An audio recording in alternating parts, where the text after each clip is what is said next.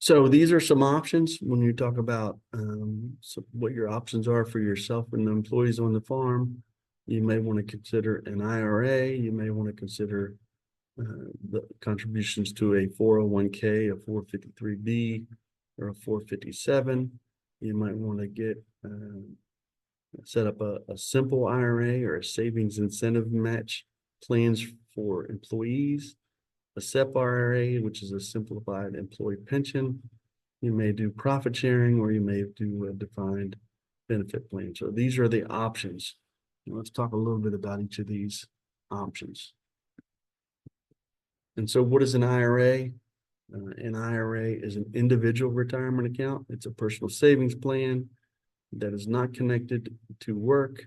There are traditional IRAs that use pre-tax dollars, while Roth IRAs use after-tax dollars. And basically, if you use pre-tax dollars when you draw the money out, you're going to have to pay the taxes. If you use after-tax dollars, you've already paid the taxes on it, so you won't pay for it in retirement.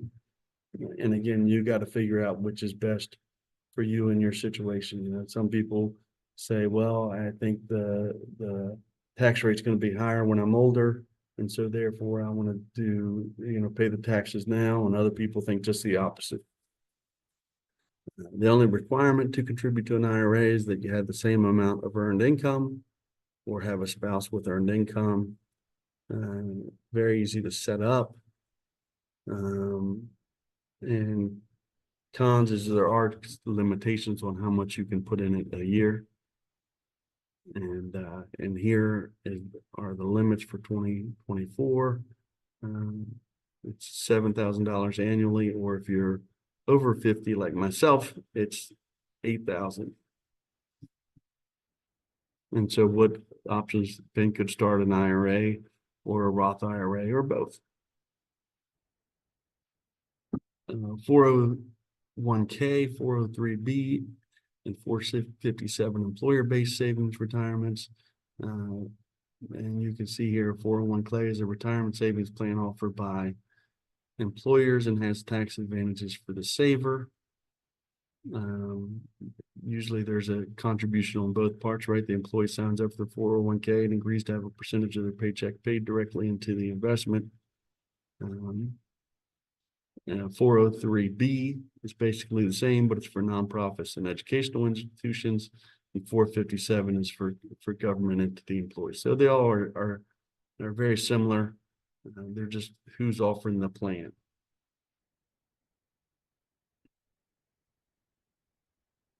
And you could see in most farm operations there would be a 401k.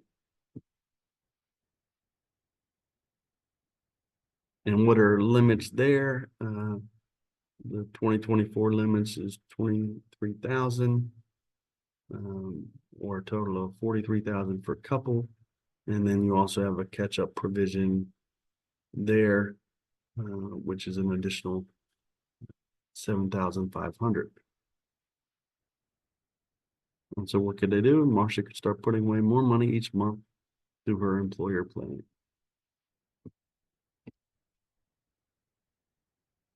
Now, again, the 401k is the only option available for business owners and their spouses. The pro is it's flexible. There is some cost to administer it, but it's best for a solo business owner who wants a higher cap for their savings. So Ben and Marcia could set up one of these for their farm business.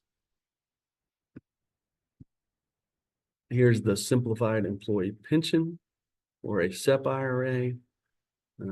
Basically, it's a pension funded by the employer. The limit for that is 25% of the compensation, or $69,000 maximum.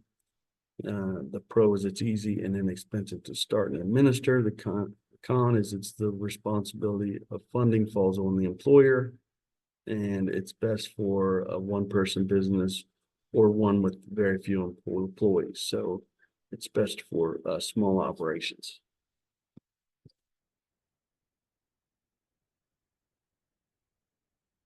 The simple IRA is a tax-deferred retirement savings plan or the small business that the employer must contribute to on behalf of the employees. You're at 16,000 or 100% of your income, whichever is less. Salary reduction by an employer for an employer up to 3% of the employee's salary, or fixed non-elective contribution of 2% of compensation. It does allow for a catch-up provision there. It's inexpensive to open. And the con for the simple IRA is that the contribution limits are low compared to some of the other options. And again, it's best for small business operations, but it's still something that Ben and Marcia could set up if they wanted to do so.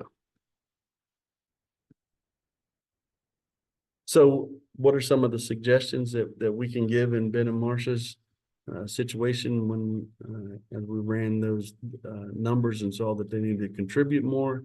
They could set up additional retirement savings program for Ben using an IRA or a Roth IRA. They could develop a plan for generating income after Ben turned 67, which they could do that by renting or leasing the land, do a rent-to-own program to their children. They could decide that they're going to keep farming, or they could decide to get some part-time off-farm work. And then another option would be to set up a retirement plan for the farm that contributes income into retirement savings for both Ben and Marcia, and those would be the 401k, the simple IRA, or the SEP. So those are some ideas that Ben and Marcia can do to increase their contributions and plan for retirement. And I think at this point, what I'm going to do is share a great tool that provides detailed information about those plans. And so give me a second to pull this up. And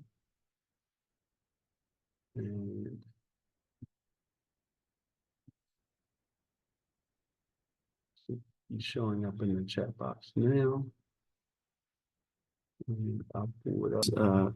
Choosing retirement solutions for your small business. And you can see it kind of explains all these different plans.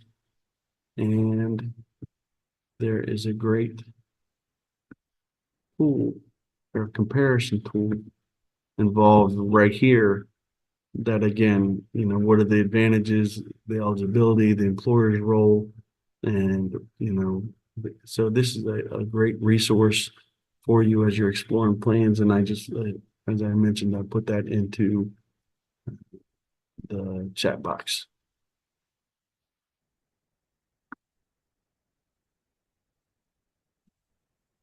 So what are some places you can find some additional information?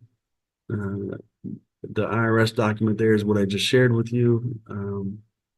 And so that's IRS-PDF/P3939303998.pdf. Searching around on the websites and then learning a little bit about mutual funds, you know, specifically with different companies. If you need a financial advisor, there are some questions that you should ask, right? And so if you reach out to a financial advisor, what is their educational background and experience, and what experience do they have? What are their qualifications? Do they have certifications like a certified financial planner? What services do they offer? How are you paying for those services? And is there someone that I could speak to that have used your services, right? Those are all things that you can ask your financial advisor. And again, you do want to at least compare 3 different financial advisors. You know, sometimes we put off retirement. And so what happens when you're late to the game? You just got to start saving immediately, make it a priority. And then again, map out your stages of retirement so that you can get an estimate on what your cost will be. How you save can be as important as how much you save. So allocation is important, where you're putting your money. Develop some knowledge around the matter.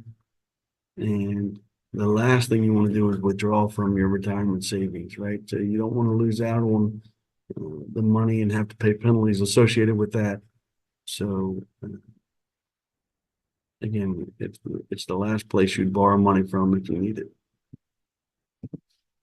Here's a list of online resources. This will also be sent out to our participants today.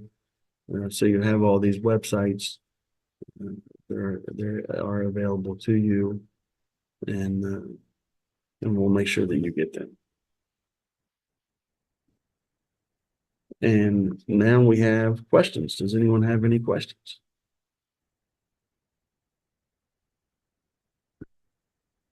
There is a tool out there that tells you what the contribution limits are. And so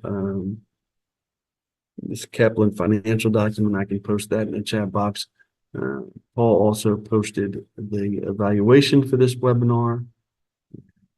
So feel free to complete that. And there's the contribution. Oops.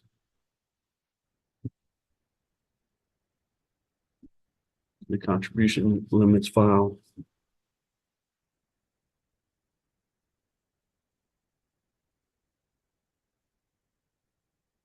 And if you have any questions, feel free to reach out to myself or Maria Papitas.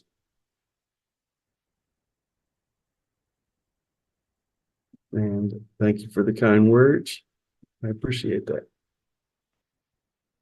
Sometimes you just need to know what is out there so that you can point people in the right direction.